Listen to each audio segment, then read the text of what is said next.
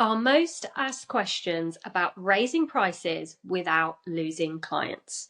Hi, my name's Liz Stanford and I'm one half of Baba Business, the Birth and Baby Business Academy.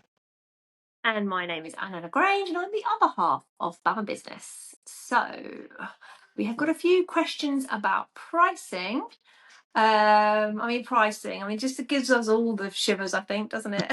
To get it right, or the worries about getting it right, or there's so much to think about. So hopefully, if that's you, some of these questions are going to help you. So the first one is, how do I know when it's the right time to raise my prices? So I would answer that by saying your gut will be telling you. There might be some cool things that are telling you as well, but I've always found, and I do have, right now, I definitely have money blocks when it comes to pricing. My gut, I know deep in my soul, in my gut, that my prices need to go up.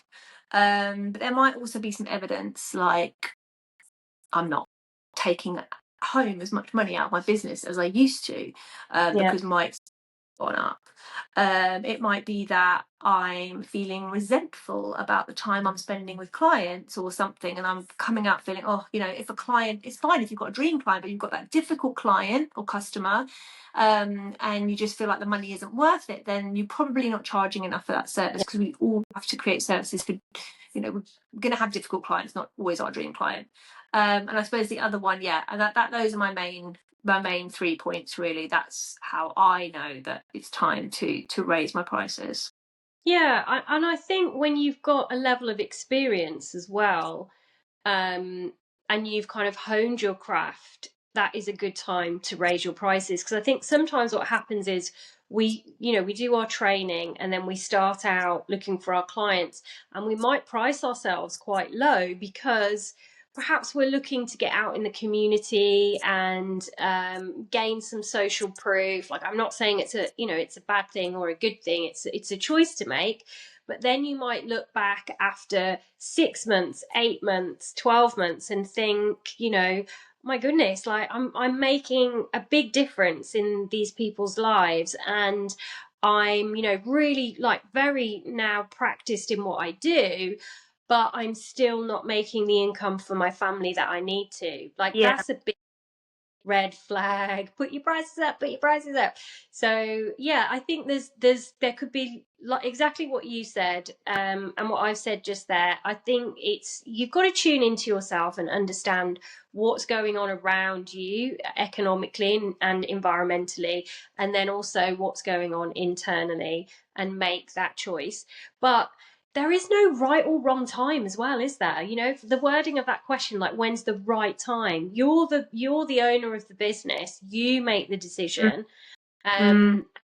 It sometimes we make it such a big deal about raising prices, and it's actually just not a big deal to anybody other than us. So No. yeah. I think something which is really important, because I know there will be some people who fall into this category, your business has to be profitable. Yeah, you have to make money from this. I know people out there who are scraping by, just meeting their minimum, meeting their expenses. That's not a business. That is No. that's a hobby, a very time-consuming hobby. Yeah. So at the very bare minimum, you need to make sure that you are taking home money, not just after your expenses for that class, but after your tax, after your insurances, and all these other things that we pay as professional, professional board, whatever it is that you've got. All of that has to be counted into your business expenses. If you're not counting those things into your business expenses, then again, you're not running your business properly. So that is just an absolute minimum. And if you're not reaching those now, the time is now. Like, you have to change it today, because that's an absolute minimum. But I think, probably most people listening to this podcast need to raise their prices, would be my guess. Yeah.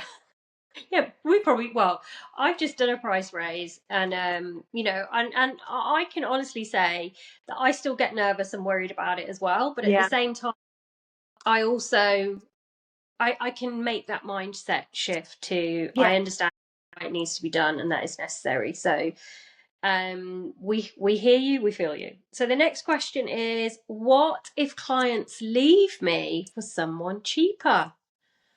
Ooh, juicy. So, if a client leaves you for someone cheaper, then they weren't, you know, they're not, clients aren't ours to keep anyway. If they find somebody and their priority is getting the same service but at a cheaper price, then that's down to them. All you can do is make sure that you are delivering the best possible service with the best possible intentions at the price that you provide. That doesn't mean burning yourself out for little money and no profit. No. It means really tuning in and making the right decisions about your business and trusting that the right people will come to you. If clients leave you for someone else, they're not your ideal client. And your ideal clients are out there somewhere. You've got to find them. I think this question is really interesting because I think this question is basically the sorts of fears that come into our head when we think about raising our prices. It's exactly the fear that comes in. But for me, there's two sides to this. What if clients leave me for someone cheaper? So either they've told you that or they haven't. If they haven't told you that, that's just an assumption you're making. This is a story that you're making up. They may have gone to a competitor and you might see that competitor is cheaper, but I'm telling you now, they won't have most likely done it because it's cheaper. There will be some other reason that they moved to that client. It could be accessibility. It could be because they're not available on that day anymore. It could be because they just felt more aligned with that person. I'm sure we've all clients, I certainly have, where you've got someone else who's in a similar business to you and you just think, oh, this will be a great client for them. I think that especially in the work patient, and I'll even say it to people when they call me and I have a bit of a discussion with them first, and I'll say, do you know what, I'd love to help you, but I've actually got a colleague who'd probably be able to help you more, and that's just sort of understanding the different clients for different people. So I would definitely argue that it's either something you're telling yourself, or there's a good reason why they've gone to that other person, and it's probably not about money.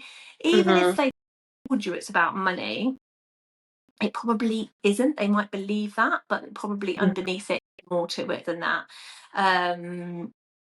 Most likely, but not always. But yeah, I think money, we often use it or it often comes into the front of our mind as a reason, as an excuse for things.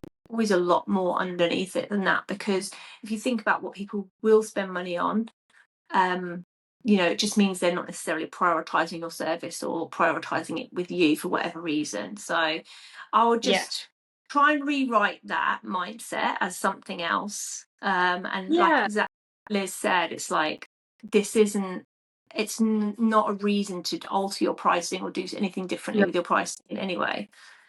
Definitely.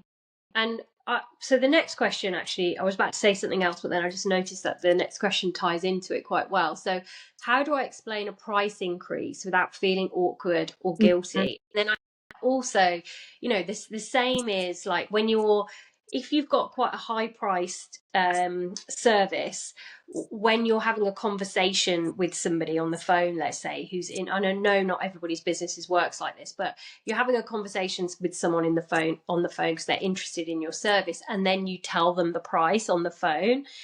So sometimes it can feel, a little bit like, awkward, or you might feel a little bit guilty. So it's so important that you don't. It's so important that you feel really comfortable and really good about what your about what you're charging, or what the price increase is. And it's not about, like, you shouldn't have to feel like you have to justify why you are more expensive than somebody else, for example, or why you are making this price increase.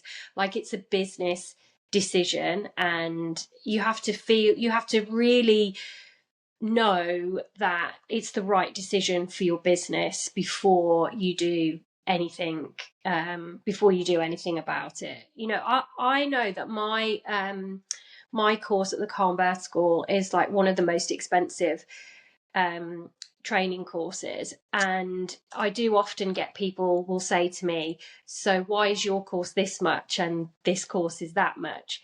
And I will say, well, I can't tell you what their course is like because I haven't done it, and I can't tell you what they provide and what they don't provide, but I can tell you what I provide and how much I give as part Yeah. of that investment. Yeah. And when you can say that with passion and pride, then people really get it. People really get it. Yeah. So spend, thinking about why you get, like, why you're worth that investment, and really work on feeling that you are worth it as well. Definitely. And so there's a couple of practical things as well. Number one, always, I personally, it's a very personal thing, but I just think put your prices on your website, give people a Yeah. heads up, and we know, oh, do you know what, that's outside my price range. Or, so for example, I met someone the other day who I want to do a photo shoot for me. And so I messaged her and I asked her, I said, what's the pricing? And in my head, I already knew that it was something I might have to kind of save up for. So when she came back with pricing, which was a bit higher than I was expecting, I was Mhm. like, great, that's something for me to aim towards, that's something I can save towards. And now I know that hopefully next year I'm going to be able to put aside and save that money for this photo shoot. It's not something I can book tomorrow. And then I've been Yeah. really clear with her as well. And so she knows where she's at with me. So, and that's just because, so don't assume because someone can't pay for something now doesn't mean they won't be able to later. So just be really, I think, be really upfront and honest with your prices. Have them on your website. And then the other thing is if you've got like loyal customers that are coming back to you, just give them a heads up. Let them know, okay, so just so you know, in January I'm going to be increasing my prices. Yeah. Give them some warning so then they can over the next few months decide, okay, gosh, is that something I'm going to be able to afford? I wish my son's school did this, give us a heads up of what the prices are going to be each year. But yeah, just give them that little bit of warning and a little bit of a heads up that is going to be the case. So people know what's coming, and just be really open. I'm a big fan of being open and honest with money and pricing. What about you? Yeah, definitely. Absolutely. I think even when you do put it on your website, like mine's all over my website, still get people saying, how much is it? So you still got to really feel Sure. sure and confident about what it is. But yeah, upfront, absolutely. And think about your own way that you like to be treated when you're in a sales conversation, and it's the other way round. Yeah.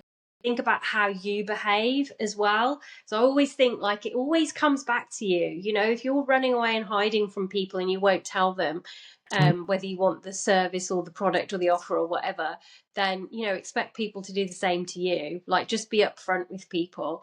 Okay, so next question: how Yeah. do I make sure my prices reflect my value, not just what others charge?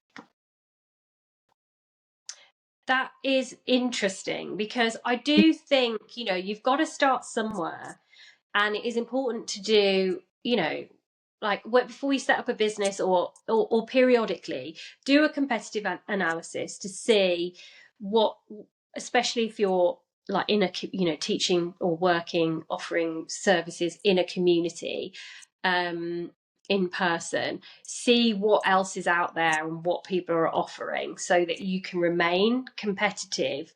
But at the same time, you have to feel really connected to your prices and feel really sure that they're a reflection of what you're offering. Um, and only you can really decide that, and I think that's really important. And the other point is, and this, is going to sound contradictory to what I've just said, but all prices are made up. They're Yeah. just numbers make Yeah. up. We decide energetically how we feel about those numbers. So I think we need to stop being so afraid and placing so much Mm. emphasis on those numbers. I don't know. What do you think of that question? I don't know if Yeah. I've answered. I think when people are starting out, you want to have a look around what's around. And interestingly, I don't necessarily feel it's to stay competitive. I feel it's Yeah. more like to just if you undercut someone too much, then Yeah. that's almost sometimes to me a little bit icky, you know what I mean? Like, and also not a good idea. It's definitely a business strategy I see out there all the time. Somebody will come to me and they'll say, oh, I'm just starting out in my area and I've noticed my local person charges this, and you know, it's very low. And so we have a conversations like, well, how do you think they run that service for that? And then we sort of come to the conclusion that they're making no money. Do you know what I mean? Yeah. So you've got to be really careful and know or have an idea of what it's going to cost you to run that service. And, you know, so you've got to look at all of that, you know.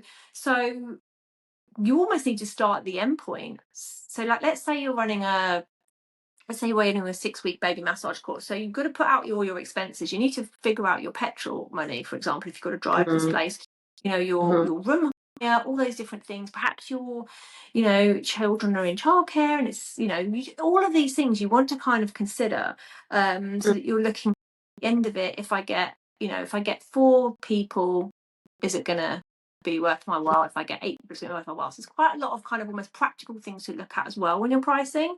But definitely don't be, it can be quite scary when you look around and you see somebody really low price, and if it gives you that feeling in your gut of like, oh, you know, that is really low, then it probably is too low for them as well. So don't get too caught up in trying to kind of compete with low price services. Yeah, so I think that with this whole conversation is always showing like you can pick the prices you want. So I had one client and she's like, she was going to work, well, she does, she works specifically with city women from the city who've had their first baby, and coach them, and then help them when they had their baby with sleep coaching and thing. And she had a very specific target audience as well of a particular cultural background. And she charged more than anyone else, a lot more than anyone else has ever charged, who one of my clients. But it really worked for her because she was so focused in on who it was for. It was a completely different service to anything else that anyone had offered. She was very confident it was something needed.